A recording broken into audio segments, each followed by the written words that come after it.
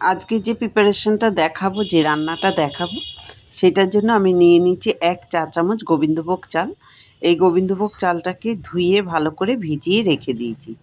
আমি ট্যাংরা মাছের মধ্যে গোবিন্দভোগ চাল দিয়ে কিভাবে রান্না করছি, তোমরা আমার এই সম্পূর্ণ ভিডিওটা দেখতে থাকো, তাহলেই শিখে যেতে পারবে। আমি এই প্রিপারেশনটা করার জন্য আমি নিয়ে নিয়েছি একটু কাজু বাদাম আর চারমগজ আর সাদা তিল। এই 3টে আইটেম আমি ভালো করে বেটে পেস্ট করে নিয়েছি। আর নিয়ে নিচ্ছি এই গোবিন্দভোগ চালটাকে, ভিজিয়ে রাখা চালটাকে পেস্ট করে নেব। আর লাগবে আমার হচ্ছে একটুখানি টক দই। তোমরা টক দই চাইলে দিতেও পারো, নাও দিতে পারো। আমি টক দইটা দেবো, মাছের স্বাদটাকে দুগুণ বাড়িয়ে দেয়, সেই জন্য একটু টক দই দেবো। আমার পেস্টটা করা হয়ে গেছে, দেখো গোবিন্দভোগ চালটাকে এইভাবে পেস্ট করে নিয়েছি। আর এই পেস্টের মধ্যে একই জায়গায় সব পেস্টগুলো রেখে দিচ্ছি। যেমন চারমগজ, কাজু আর সাদা তিলটা বেটেছিলাম, সেটা একই জায়গায় রেখে দিলাম। আলুগুলোকে ভালো করে ভেজে নিয়েছি। আর একটু বেরেস্তার মতো পেঁয়াজ ভাজবো, তাই জন্য পেঁয়াজটাকে কুচিয়ে নিয়েছি। ডুমো ডুমো করে টমেটোগুলোকে কেটে নিয়েছি। ভাজা আলুটা তুলে নিচ্ছি। এইভাবে আমি আমার রেসিপিটা রেডি করে নিয়েছি। তোমরা চাইলে একটু কাঁচা লঙ্কা বাটা দিতে পারো, আমি একটু গুঁড়ো লঙ্কা দিয়েই করব। আমার পেঁয়াজটাকে খুব ভালো করে ভাজা হয়ে গেছে, একদম খটখটে শুকনো ভাজিনি, মাছের ঝোল করব দেখে।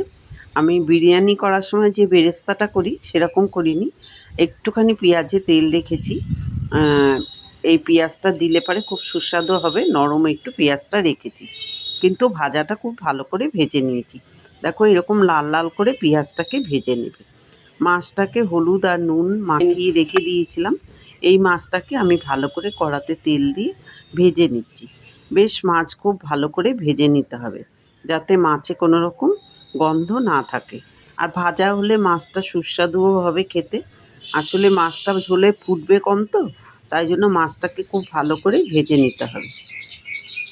আমি এই পর্যায়ে মাছগুলোকে খুব ভালো করে ভেজে তুলে নিলাম। আরও মাছ যেগুলো আছে সব কটাই ভেজে নেব। অপর্ণাস ডেলি লাইফ অ্যান্ড ট্রাভেলসের একটি নতুন ব্লগে আপনাদের জানাই প্রীতি ও শুভেচ্ছা।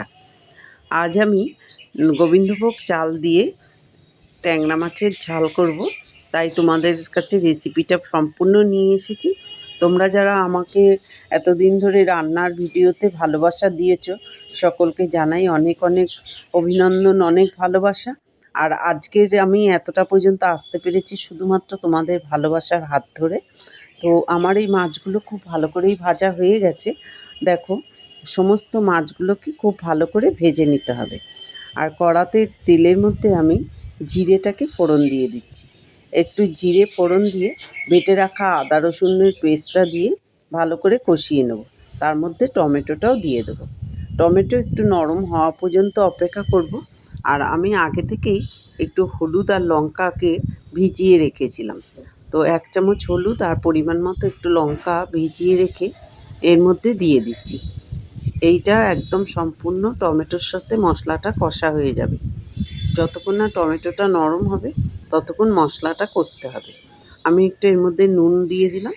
আর কখনো নুন দেব না, এই নুনটা ঝোলের সাথেই একদম পারফেক্ট হয়ে যাবে। আমি এই টমেটোটা একদম নরম হয়ে গেছে, এই পর্যায়ে আমি একটু জল দিয়ে দেবো। তো ঝোলের জন্য একটু জল দিয়ে দেবো, যাতে আলুগুলো সিদ্ধ হয়ে যায়। আমি এবারে এটা কষাটা খুব ভালো করে হয়ে গেছে, জলটা দিয়ে দিলাম।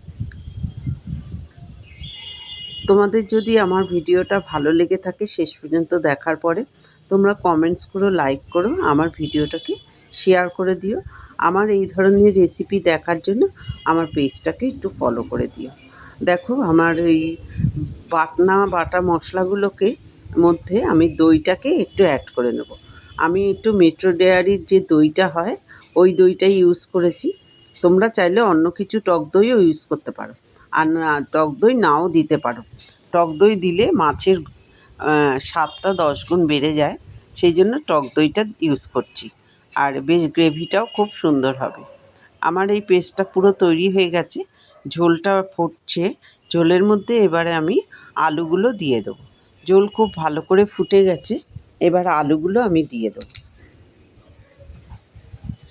ট্যাংরা মাছ তো অনেক রকমেরই রান্না করা যায়, কিন্তু এই রকম করে ট্যাংরা মাছ রান্না তোমরা একবারটি করে টেস্ট করে দেখো। যদি তোমাদের ভালো লেগে যায় তাহলে তোমরা বুঝতে পারবে যে আমার রান্নাগুলো কতটাই ভালো। আর আমি এই আলুগুলো দিয়ে একটুখানি ঢাকা দিয়ে দেবো। তারপরে আলুটা হালকা সিদ্ধ হয়ে গেলে আমি মাছ ভাজাগুলো দিয়ে দেবো। ফ্রিজে দেখো কীরকম করে কড়াইশুঁটিগুলো ঢাকা দিয়ে রেখেছিলাম, আর এগুলো সব গজ হয়ে গেছে, মানে অঙ্কুর হয়ে গেছে। এই অঙ্কুরিত কড়াইশুঁটিগুলো এবার আমি ঝোলের মধ্যে দিয়ে দেবো খানিকটা। চাইলে তোমরা দিতেও পারো, আর কড়াইশুঁটি নাও দিতে পারো। এখন একদম কড়াইশুঁটির সিজনটা প্রায় শেষ হয়ে গেছে, তাই জন্য যে যতটুকু আছে দিয়ে দিলাম। আর এবারে মাছ ভাজাগুলো, ঝোল ফুটে গেছে, মাছ ভাজাগুলো দিয়ে দেবো।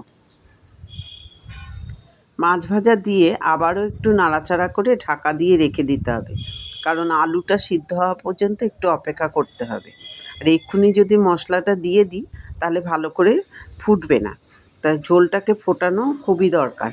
দেখো মাছের সাথে ঝোলের সাথে ফুটে ঝোলটা একটু শুকনো হয়ে এসছে।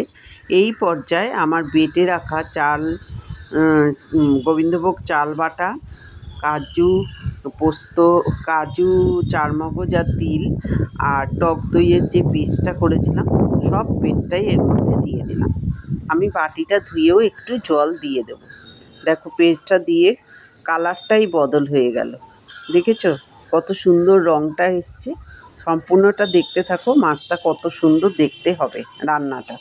আমি এবারে জলটা দিয়ে দেবো। এইটা ফুটে উঠলেই আমার রান্নাটা প্রায় শেষ হয়ে যাবে।